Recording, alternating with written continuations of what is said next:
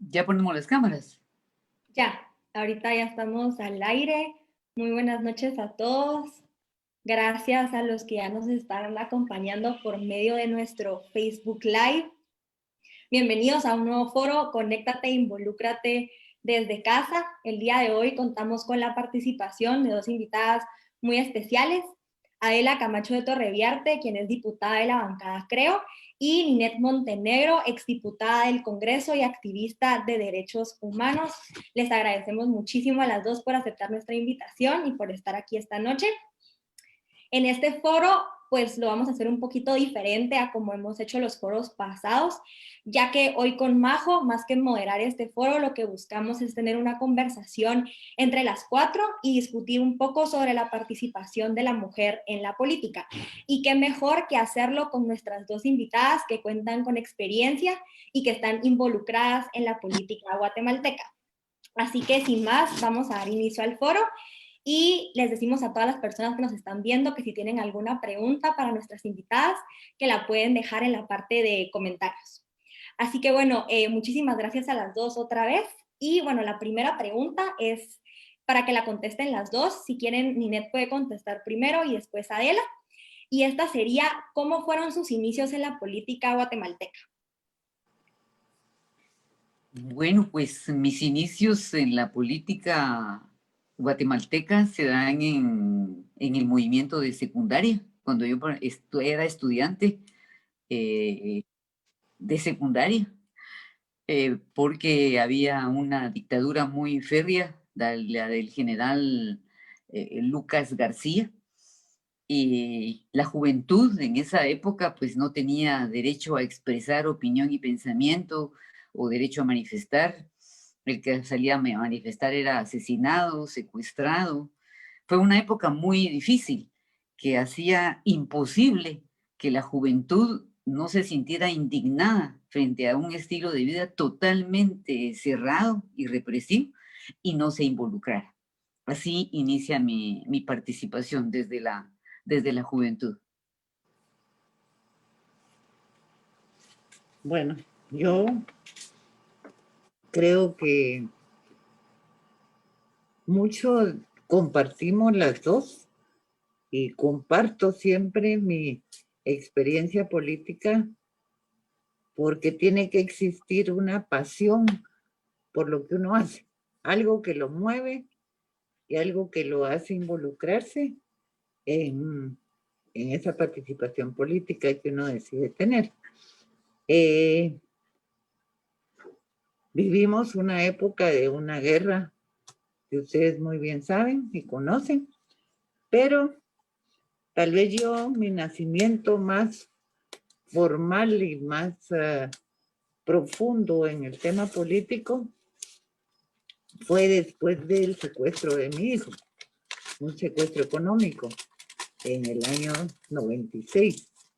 Entonces fundamos Madres Angustiadas, de ahí estuve en el Consejo Asesor de Seguridad, luego fui ministra de Gobernación y ahí les puedo contar ya mucho de la etapa, pero ahí se marca una etapa, como con Ninette. Yo creo que hay momentos de la vida de uno, aunque uno en su casa definitivamente le inculcaron el ser un ciudadano responsable, un ciudadano valiente, un ciudadano que se involucra con su país, que es lo que ustedes están haciendo, y realmente el nombre del foro, el nombre de ustedes, de la organización Involúcrate y Conéctate, es realmente lo que uno tiene que hacer. Buenas noches a ambas, muchísimas gracias por sus respuestas. Ahora que ya nos contaron un poco de cómo fueron sus inicios, yo quisiera preguntarles a las dos, ¿a qué retos se enfrentaron ustedes cuando ya fueron funcionarias públicas? Y si hubo algún reto al que se enfrentaron específicamente por el hecho de ser mujer. Si quiere, pues Ninette puede contestar primero. Ay, muy, muy complejo. Realmente, cuando yo llego al Congreso, se había ya firmado los acuerdos de paz y ya obviamente estábamos viviendo una transición a la consolidación del Estado de Derecho.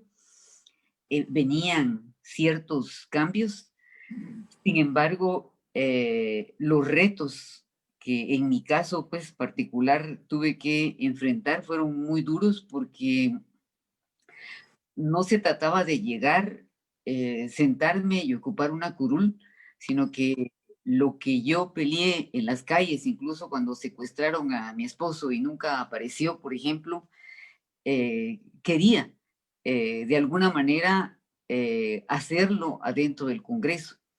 Entonces, efectivamente, se trata de retos y desafíos que hubo que asumir y en ellos se enfrenta a mafias muy difíciles, en mi caso, ¿verdad? Luchar contra las mafias que sobrevaloran medicamentos, luchar a los inicios de mi llegada contra mafias que secuestraban niños para luego venderlos en el extranjero, porque en aquella época no existía, era notarialmente, era en la vía voluntaria que se podían hacer las adopciones, no existía una ley, un código o una ley de adopciones. Entonces, enfrentarse a las mafias de las adopciones, donde había magistrados, jueces, bueno, fue muy difícil, o ser los pioneros nosotros en luchar porque el Ministerio de la Defensa no dijera que sus fondos públicos, que son de nuestros bolsillos, ¿verdad? Era dinero privado y no se podía fiscalizar. Y por primera vez logramos que el Contralor General de Cuentas fiscalizara, pues luchar también y desafiar la auditoría social, la auditoría fiscal que teníamos que hacer para que realmente los recursos llegaran a donde corresponde, que hubiera verdaderas políticas públicas, sí genera muchos enemigos, muchas antipatías, sobre todo cuando se evidencian hechos anómalos y hay que llevarlos a denuncias penales. Se genera uno muchísimos enemigos, ese es eso lo más doloroso que yo viví, y luego pues se pagan muchísimos costos. El último, por ejemplo, fue el caso de Otto Pérez Molina, ¿verdad? Me toca a mí estar en la comisión y tener que tomar una decisión, ¿verdad? Por el tema del antejuicio del que era en ese momento presidente, ¿verdad? Pues tuvo costos grandísimos en mi vida que los he pagado muy, muy duramente. O sea que es muy, muy, muy difícil si usted va a tomar el desafío de hacer las cosas como corresponde para luchar para que Guatemala, con el presupuesto que tiene, realmente mejore las condiciones de vida de una población que muere de hambre.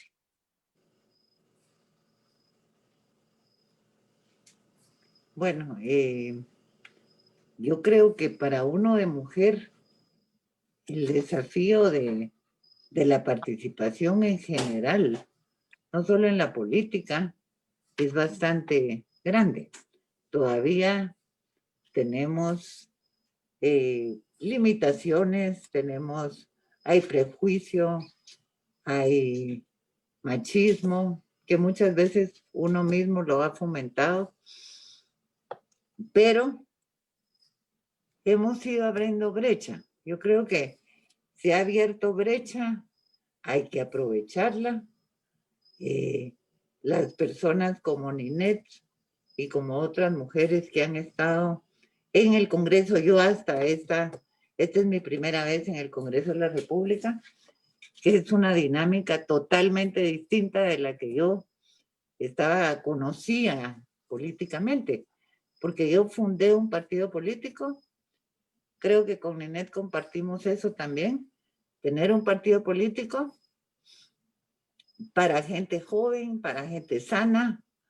Eso en Guatemala, hoy por hoy, no vale. O sea, no les interesa la honradez. Y digamos, uno de mujer está tratando de hacer política de una manera honrada, de una manera que sea ejemplo para los jóvenes, porque pues uno ya va terminando, en mi caso, voy terminando la vida, pero quiero dejar esa semilla de hacer las cosas bien, ¿verdad? Esa semilla de que la política puede ser una política decente y tiene que ser decente.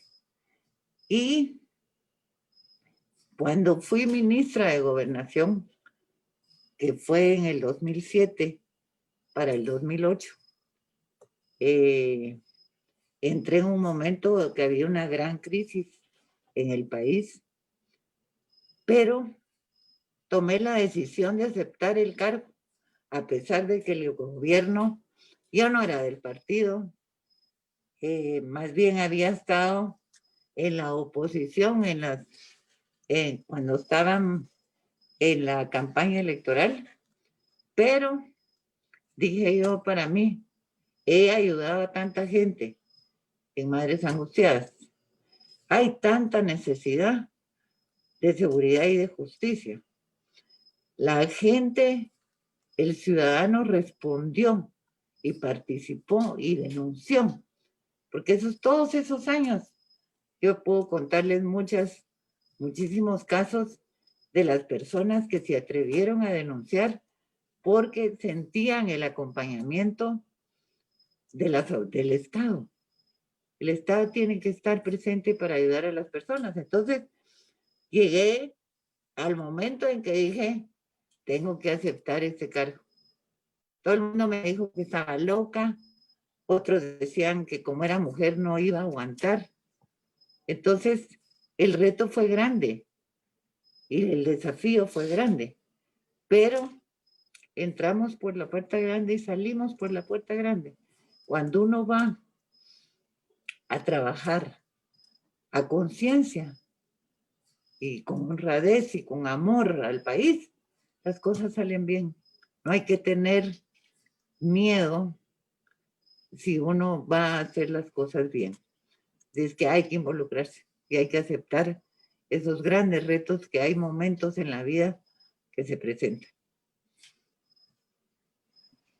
Ahora, muy de la mano con lo que ustedes estaban diciendo, a lo largo de su carrera, ¿cómo han sabido enfrentar estas barreras que impone la sociedad guatemalteca, siendo una sociedad predominantemente machista, tal y como estaban diciendo? Tal vez algunas cosas puntuales, solo complementando su respuesta anterior.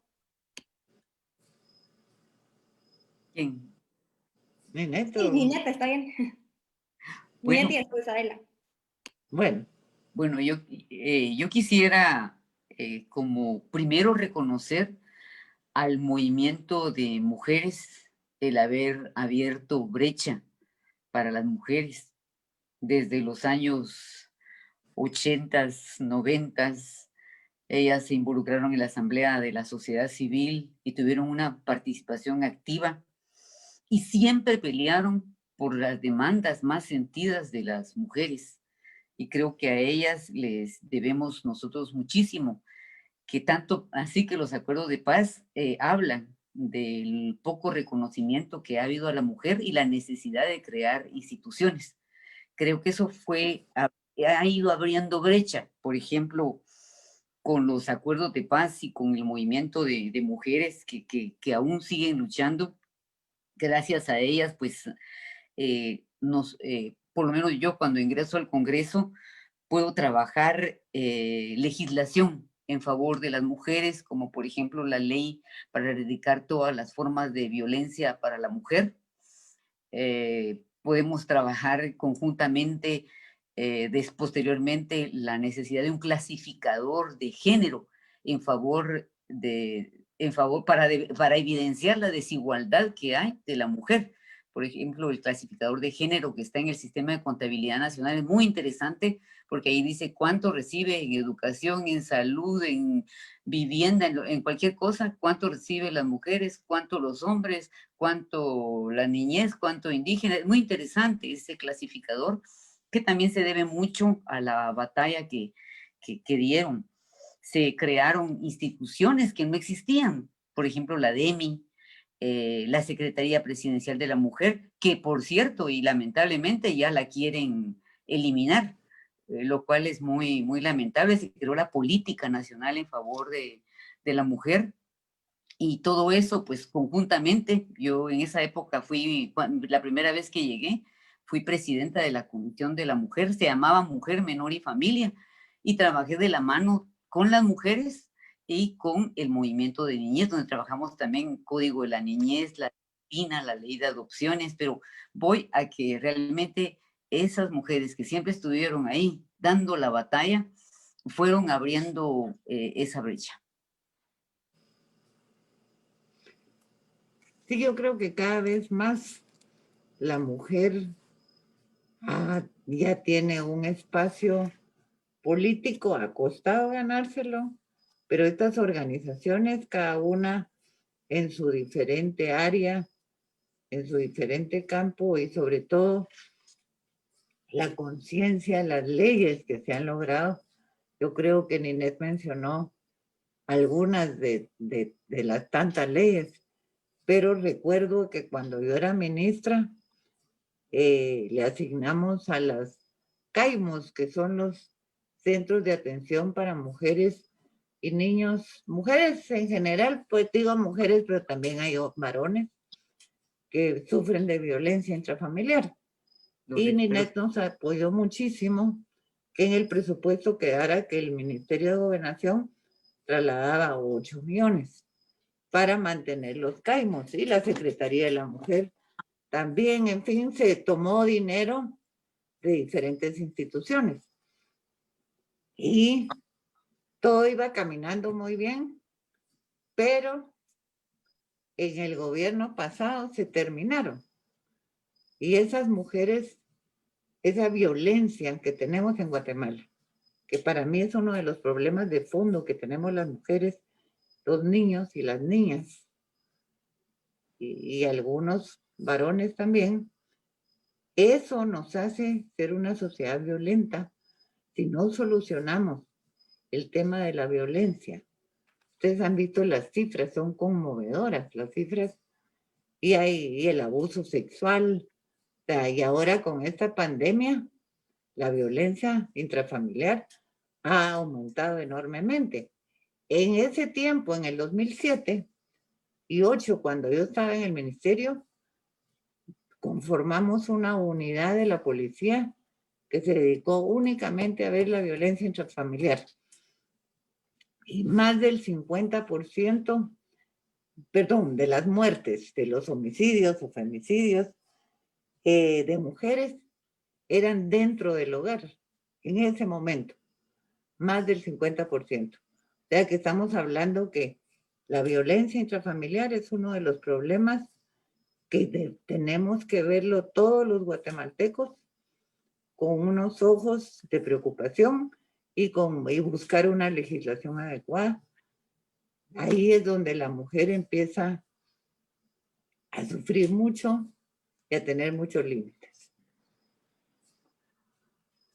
Totalmente. Adel, ahora que usted mencionaba un poco sobre su trabajo en la Policía Nacional Civil, usted fue comisionada en la policía durante un tiempo. Cuando usted ingresó, ¿cómo encontró la cultura laboral? ¿Cómo era el trato hacia la mujer dentro de la institución, tanto hacia las agentes mujeres como hacia usted? Mira, cuando era ministra me di cuenta, digamos, ahí empezó mi relación más cercana con la institución, ¿verdad? Y me di cuenta que las mujeres, primero no tomaban los cursos de ascenso porque no querían moverse del lugar donde estaban por los hijos. Una de las razones, digamos.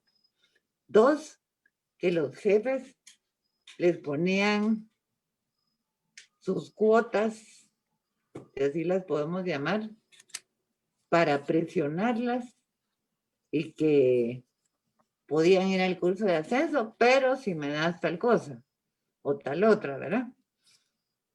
Entonces, eso con la Comisión de Reforma Policial cambió enormemente. Hicimos una política que se estaba implementando. Se dieron cursos en línea para que la mujer pudiera ir tomando sus cursos de ascenso en línea y no se tuviera que ir. Se creó digamos, los uniformes. A la mujer no les hacen uniforme especial, ni botas, ni las camisas, ni el pantalón, todo es parejo de hombre. y la mujer quiere ser, pues, mujer, y uno tiene otro cuerpo. Es duro ser policía mujer en ese país. Es realmente duro, porque las instalaciones no son adecuadas tampoco. A veces tienen que compartir el mismo baño, ¿verdad? Solo ahí ya tienes un problema. Y sí, yo admiro mucho a las mujeres policías, la verdad, porque sí, eso es realmente duro el trabajo que están haciendo. Ahora, cambiando un poquito de tema, cabal para este foro investigamos un poquito y nos topamos con este dato de que actualmente hay 31 mujeres en el Congreso y que eso representa el 19.38% del hemiciclo. Entonces, ahora como una pregunta para Ninette, cuando usted ingresó por primera vez al Congreso, el porcentaje de participación de mujeres en el Congreso era menor del 10%. Entonces, quisiéramos preguntarle qué cambios presenció y cómo la mujer a lo mejor ha tenido más oportunidades con el pasar de los años, o cuál fue la transición que usted vio en el Congreso en ese sentido. Bueno, ya le había comentado parte cuando le decía que gracias a la apertura democrática que se dio con la firma en 1996, con la firma de los acuerdos de paz, se crearon diversas instituciones en favor de la mujer. Mencioné dos de ellas. Existen otras instituciones y ahora, por ejemplo, hay una comisión de la mujer en las alcaldías, en cada alcaldía. Hay unidad de lucha para la mujer en la PDH. Hasta hay fiscalía de la mujer en el Ministerio Público. En la Policía Nacional hay también una unidad específica. Esas cuestiones no existían y se fueron creando, se ha ido abriendo espacios, pero ello no quiere decir que las condiciones estructurales que afectan la participación de la mujer hayan cambiado, porque hasta el que diga que no es machista lo tiene introyectado, porque es una cultura que atraviesa diversos temas y todavía no se ha educado para entender la lucha por la equidad en Guatemala. Somos más o menos 51.2% de la población hasta el año 2014, pero hay un gran problema para que la mujer realmente pueda incursionar en todos los escenarios de su vida, y es el empoderamiento económico. Es el primer problema que yo veo.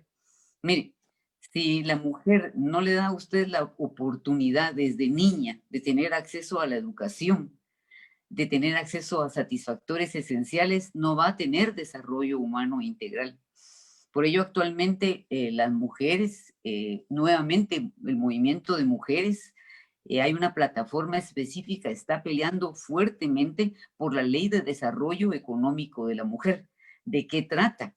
De lograr que la mujer, mediante obviamente préstamos blandos, pueda acceder al emprendimiento y con la capacitación que el Estado le tendría que dar para diferentes emprendimientos.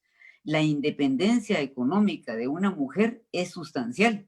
Incluso si hay violencia contra la mujer en los hogares, muchísimas tienen esa dependencia emocional y económica. Y actualmente ese es uno de los grandes problemas de la mujer. El participar en política depende mucho también, porque más de algún recurso necesita para dar a conocer su propuesta, su plan de trabajo, su agenda legislativa, caminar los diferentes municipios, pero la mujer no tiene esos recursos. Entonces, esa ley que se está impulsando yo la veo muy importante por parte de uno de los varios movimientos de mujeres, y también creo que es sumamente importante que nosotros dejamos en el Congreso una iniciativa. Yo le pido a Adelita que nos ayude con eso, que es la ley contra el acoso callejero.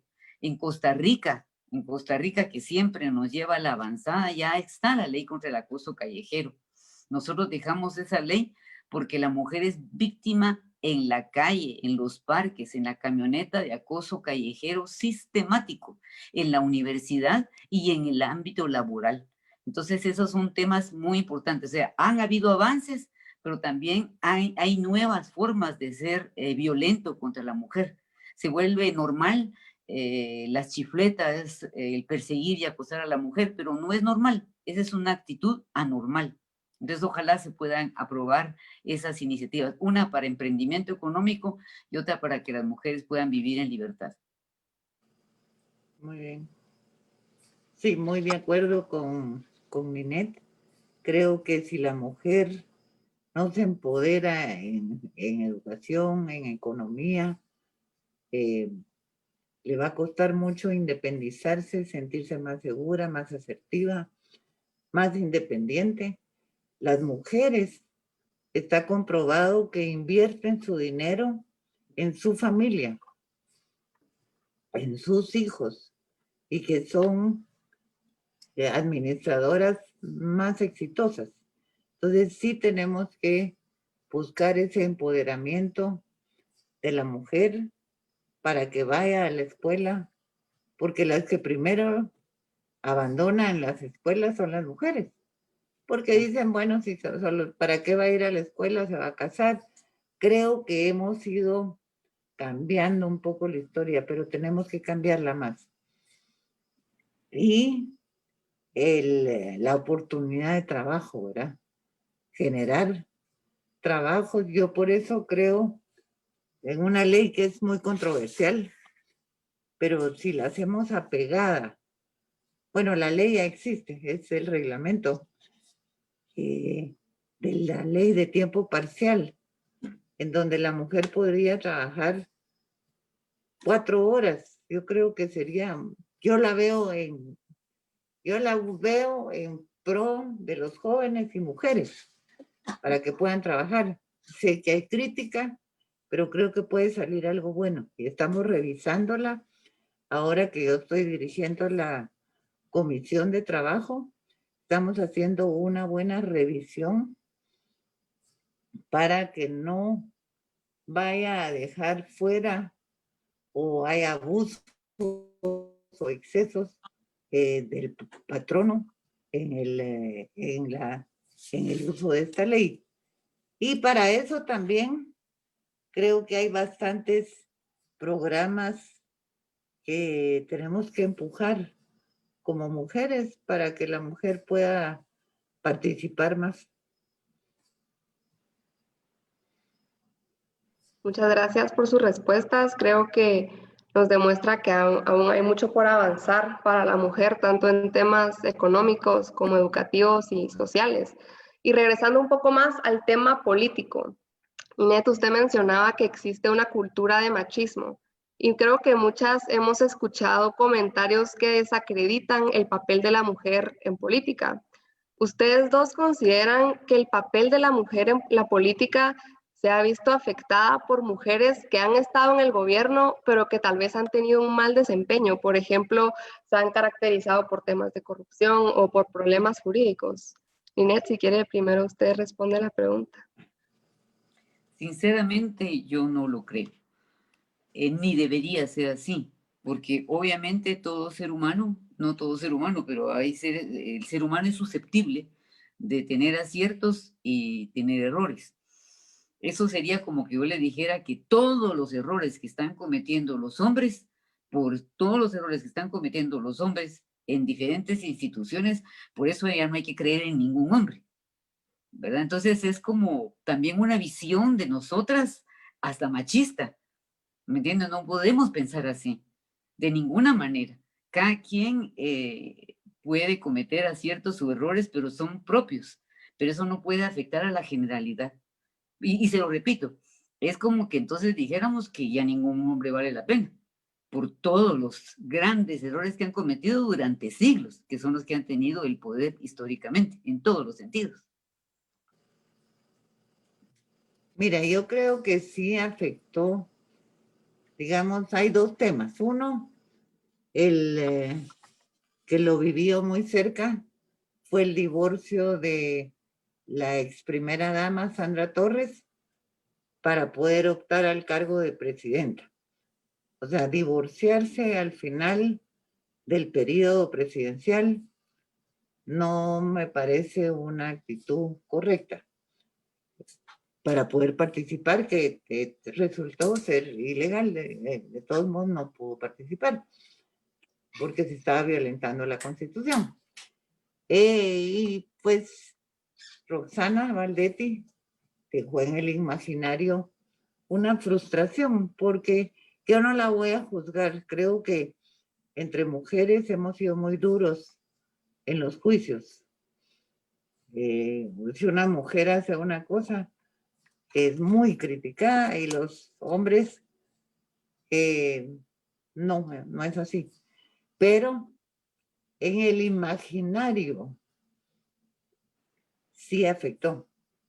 Había mucha expectativa de una vicepresidenta mujer, que una mujer trabajadora, que cometió errores definitivamente, pero sí afecta eso en un grupo de personas, digamos, en un grupo de hombres, en un grupo de personas que así lo piensan. Ahora pasándonos un poco como al lado positivo, ya que estamos hablando pues del papel de la mujer guatemalteca, por así decirlo. No sé si ustedes nos quisieran compartir algunas mujeres que tuvieran en mente que hayan hecho como que un buen trabajo, que hayan aportado a Guatemala no solo en el área política, sino que en también otra área, alguien que se debería de reconocer, o para que nosotras también conozcamos el trabajo de otras mujeres, si a lo mejor no lo conocemos ya. No sé si Ninette tiene algún ejemplo. Bueno, yo digo que hay muchos, pero bueno, empezaría yo por Adelita, ¿verdad? Adela Torrevián, un muy buen papel cuando fue directora de la Policía Nacional, y como ella dice, lo hizo con toda la dignidad del caso y lo hizo muy bien. Y ayudó directamente, bueno, mutuamente nos ayudamos para que realmente existieran esos centros, o que tuvieran dinero esos centros que han ideado la red de no violencia contra la mujer, por ejemplo, pero muchas cosas más. Empezaría por ella. Creo que Adela Castro también jugó un papel muy importante cuando fue cuando fue diputada, cuando fue ministra y cuando fue sí, cuando fue diputada, cuando fue ministra, y también fue candidata a presidenta, aunque no ganó, pues tuvo la valentía y el desafío de tomar esa decisión. Una mujer que yo valoro mucho, es una mujer indígena, Rosalina Tuyuk. Ella tuvo un primer ingreso conmigo en el año que entramos. Una mujer dignísima, ética, que ha trabajado muchísimo en favor de la vida y de la libertad. Bueno, y tendría muchos casos más, ¿verdad? Pero yo creo que hay muchísimas mujeres que son honra, pero no solo en la política, en la empresa, en el emprendimiento, en la cotidianidad, en las universidades. Hay muchísimas mujeres realmente que nos han dado grandes ejemplos y grandes lecciones de vida. Yo también coincido totalmente con Ninette. Ninette, yo también te admiro mucho. Siempre he pensado que has sido una mujer muy coherente, muy recta, pero esa congruencia vale mucho. Tenemos también una Katy Soberanes, que fue presidenta del Congreso, una buena política.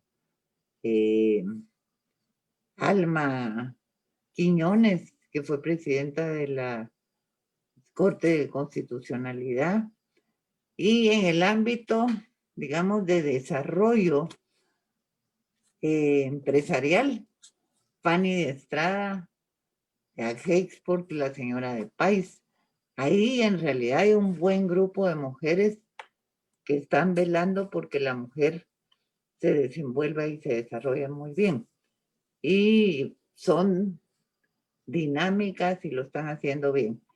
Y yo creo que tenemos, bueno, como dice Nineta, hay tantas personas que han pasado en la PGN, estuvo Anabela, Anabela, acaba de salir ella, muy buena, también está en los tanques de pensamiento, está la licenciada Zelaya, en fin, yo creo que hay bastantes personas, mujeres, en la política que han sido muy preparadas y que han sido muy exitosas y han hecho un buen trabajo. Anabela Morfín es la señora de PGN, la licenciada Morfín. Muchas gracias a las dos por sus ejemplos. Creo que deja un mensaje positivo para quienes nos están viendo, principalmente a las mujeres, de saber que hay mujeres allá afuera que se han destacado y que podemos llegar ahí nosotras también. Y pues a pesar de que vemos estos avances, también hay temas que aún preocupan en cuanto al tema de la mujer, y creo que uno de estos es la violencia contra la mujer. En Conectados con Guate, en esta organización, recientemente hicimos un podcast donde hablamos de este problema, de la violencia que sufre la mujer día a día y lo preocupante que esto es. Así que yo quisiera preguntarle a Adela, ¿cómo considera que podemos cambiar esta realidad social a la que se enfrenta la mujer en cuanto al tema de violencia y de acoso? Mira, uno ha cambiado bastante por la ley. Yo creo que la ley ha ayudado muchísimo a las mujeres, ¿verdad? Las protege más, el juzgado las escucha. Hay que sensibilizar mucho a la Policía Nacional Civil, vuelvo a la policía, porque es la institución que está más accesible a nivel nacional para todas las mujeres que sufren de violencia intrafamiliar. Cada vez hay más libros, hay más mujeres que están dando su testimonio de la violencia y se están revelando y se están pues amando y valorando como son y no siendo víctimas. Entonces yo creo que esos procesos, y ahora ONU Mujeres está muy interesada en ayudar cabalmente a las mujeres para empoderarse y que dejen de ser víctimas. Entonces hay que seguir trabajando. Estamos, uno tiene, yo creo que aquí todas las presentes conocemos de personas que han sufrido acoso, violencia intrafamiliar. Y como les decía hace un momento, siempre he creído que es uno de los problemas de fondo de esta sociedad guatemalteca y que esa es una cuenta pendiente que nos falta, pero hay que seguir caminando. Creo que entre ustedes jóvenes las cosas han cambiado y espero que así sea.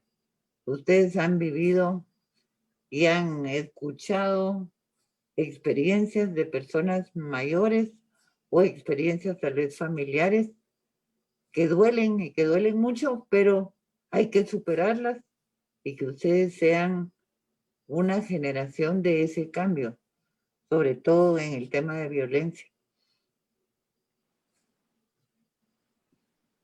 Ahora, antes de pues, terminar esta parte del foro, yo solo quisiera hacerle una última pregunta a Ninette. Y es que como pues usted estuvo como diputada por bastantes años y ya nos comentaba pues todas las cosas que hizo como diputada, de la mano mucho con la pregunta que le hacíamos a Adela con esto de la violencia contra la mujer y la violencia doméstica. ¿Cómo considera que ahora que ya está fuera, digamos, de que ya no es diputada, que todavía puede seguir apoyando a más mujeres y puede seguir ayudando todavía siendo pues una persona influyente y una persona que está dentro de la política en cierta manera. Bueno, primero decirle que a pesar de que existe la ley contra el femicidio, creo que falta esta ley contra el acoso callejero, porque no me van a dejar mentir las jovencitas, especialmente si no es cierto que son víctimas de acoso en la calle, de hostigamiento en parques, en lugares públicos o acoso laboral muchísimas veces.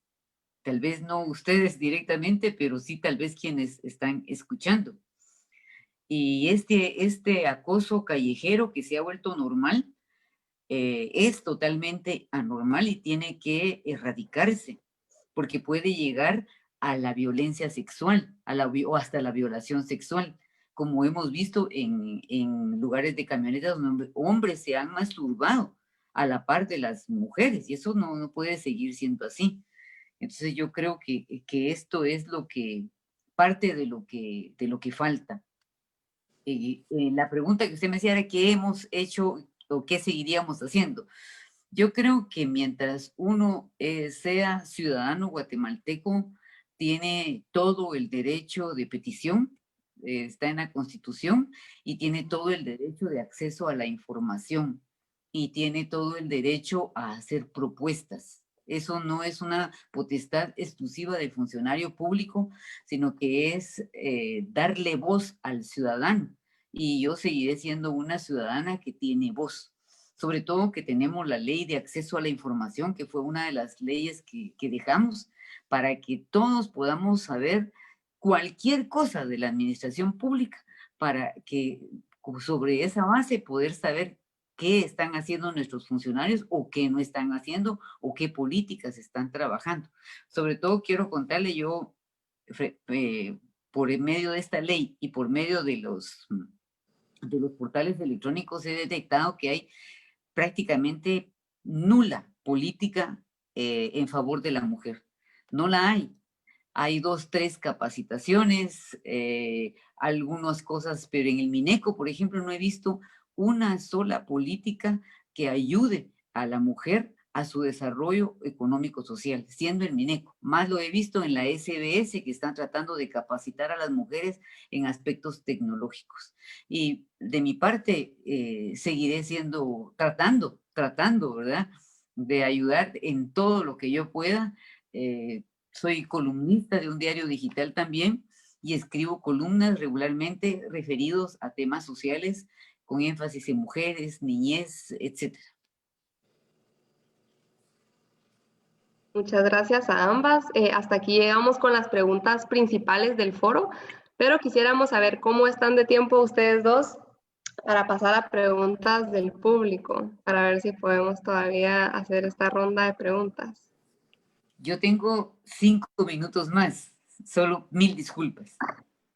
Si quiere, entonces le hacemos la primera pregunta a usted. A ver, dice, ¿qué ha hecho falta para que desde el Congreso se aporte a los temas de mejoras a la salud y la educación para la mujer? ¿Qué ha hecho falta? Yo creo que voluntad política. Recursos ha habido una muy mala ejecución,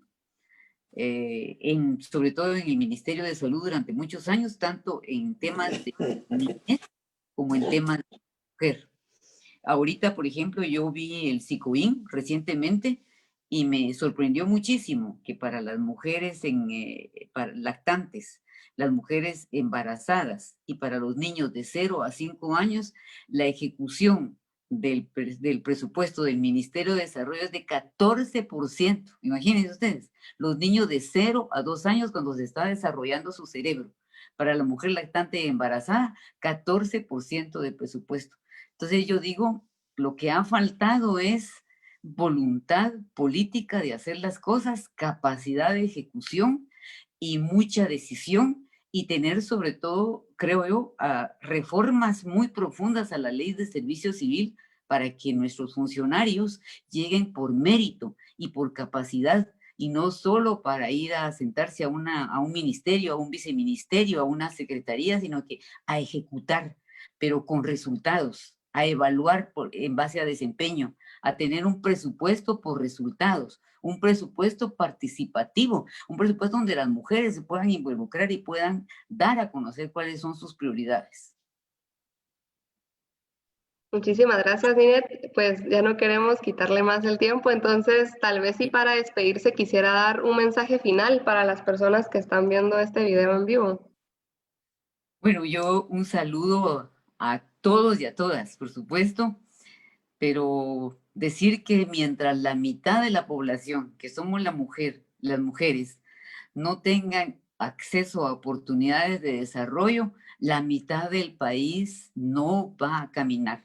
Y se hace imperativo no solo revisar legislación, no solo se trata de leyes, sino de políticas públicas que están ahí durmiendo el sueño de los justos, en préstamos que no se han ejecutado en favor precisamente de la mujer. Miren ustedes ese clasificador de género. Es penoso ver que no hay política pública en favor de la mujer, sobre todo en el tema de la lucha contra la violencia contra la mujer, el emprendimiento y lo que le decía en el MIDES, lo que vive el 14% de ejecución para mujeres embarazadas, lactantes y niños de 0 a 2 años. Verdaderamente, muchísimas gracias por haber estado en este foro, por dedicarnos el tiempo y aceptar la participación. Así que creo que fue una conversación muy enriquecedora. Pues dejamos que nos deje un ratito aquí. Vamos a seguir preguntándole a Adela con las preguntas del público, pero verdaderamente muchísimas gracias. Gracias. Muchas gracias. Bien. Bueno, Adela, la siguiente pregunta entonces es para usted, por parte del público, y dice, ¿cómo ha logrado balancear su vida personal y su vida profesional?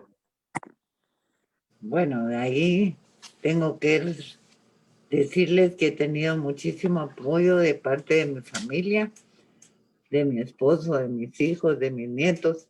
Mis nietos son los que más me empujan y me animan a que siga adelante, inclusive con el tema del fútbol, que no hemos hablado de ese tema, pero que es un tema que también les quiero mencionar porque fui la primera presidente mujer de la Liga Nacional de Fútbol, en donde es un ambiente totalmente machista, mas sin embargo, me eligieron, votaron por mí y la hice bien. Yo creo que es cuestión de irse ganando los espacios, darse a respetar, ser receptiva y al mismo tiempo trabajar, ¿verdad? Trabajar por el bien de lo que uno haga. Pero en ese tema, recuerdo que mi nieto mayor me dijo, yo le conté, ya no voy a ser presidente de la liga, ya termino. Ah, qué aburrido, me dijo. Entonces vas a ser abuelita como todas las abuelitas.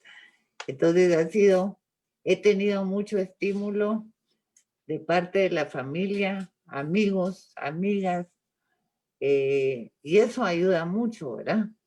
Porque uno no está solo, sabe que lo acompañan, que ahí están al lado de uno, y es un gran soporte. Y la familia sí es lo más importante para poder compartir el tiempo de trabajo, sobre todo el tiempo político, porque la exposición en la política sí es dura, la crítica es a veces, y ahora en redes sociales, realmente es tan ofensiva, ¿verdad? Es una pena, porque yo creo que sí se puede y se debe criticar al político, pero no ser ofensivo, ¿verdad? No denigrar, y a uno de mujer, inmediatamente es una cuestión que lo denigran muy rápido. Pero ese ha sido mi éxito y mi oportunidad, es el aporte, el apoyo que he tenido familiar y de amigos. Muchas gracias. Aquí tenemos una última pregunta por parte del público y dice, como mujer ya tenemos retos en la sociedad. pero las mujeres indígenas sufren más prejuicios en la sociedad, con el racismo y la discriminación. Además, en sus mismas comunidades son inferiores para los hombres. ¿Cómo ustedes pueden velar por erradicar la discriminación y falta de oportunidades que tiene este sector? Tiene toda la razón, ¿verdad? Para ellas es sumamente difícil porque entre más educada es la persona, de cualquier, digamos, de cualquier nivel, es más respetuosa. Y lamentablemente, pues, en algunas áreas del interior, no solo en la mujer indígena, sino también en otras áreas de Oriente, la mujer no tiene oportunidad, ¿verdad? Yo creo que yo tengo ahorita 2 compañeras indígenas en el Congreso y están haciendo un buen trabajo, se están desempeñando muy bien y se sienten muy orgullosas. Y eso le da a uno mucho orgullo. Yo tengo amigas indígenas. Y es tan enriquecedor esas culturas que nosotros guatemaltecos tenemos, que no hemos sabido aprovechar y sacar lo mejor de los dos, porque los conocimientos de unos no los tenemos los otros. Entonces, y esas vivencias de la gente en el interior, esa gran necesidad que hay, porque seguimos con grandes necesidades,